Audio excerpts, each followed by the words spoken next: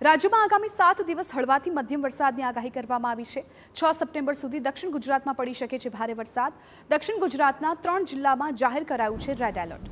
આવતીકાલે નવસારી, ડાંગ અને વલસાડમાં રેડ એલર્ટ। આગામી 5 દિવસ ગાજવીજ સાથે વરસાદ થવાની શક્યતા।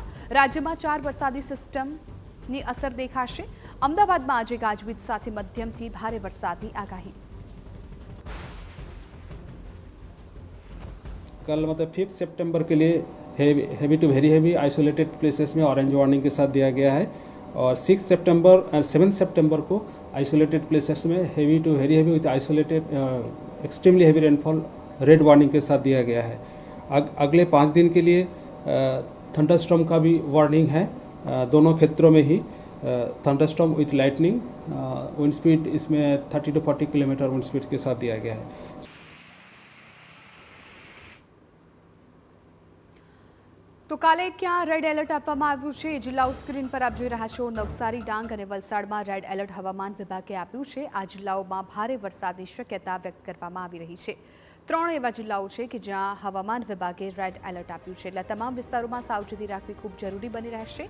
આ સિવાય હવે ઓરેન્જ એલર્ટની જો વાત કરવામાં આવે તો કયા કયા જિલ્લાઓ છે કે જ્યાં ઓરેન્જ એલર્ટ આપવામાં આવ્યું છે એ પણ સ્ક્રીન પર આપ જોઈ શકો છો।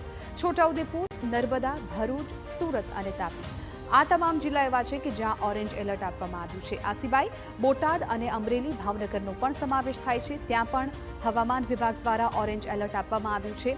હવે યલો એલર્ટની વાત કરીએ કે જ્યાં ગીર સોમનાથ, જૂનાગઢ, રાજકોટ અને સુરેન્દ્રનગર આ જિલ્લા એવા છે કે જ્યાં સામાન્ય વરસાદ રહી શકે છે। હવામાન વિભાગે યલો એલર્ટ જાહેર કર્યું છે અને સાથે જ બનાસકાંઠા, પાટણ અને મહેસાણામાં પણ હવામાન વિભાગે યલો એલર્ટ જાહેર કર્યું છે।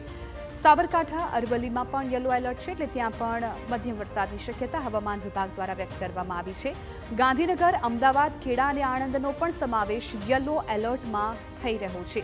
મહીસાગર, પંચમહાલ, દાહોદ, વડોદરામાં પણ મધ્યમ વરસાદની હવામાન વિભાગે શક્યતા વ્યક્ત કરી છે।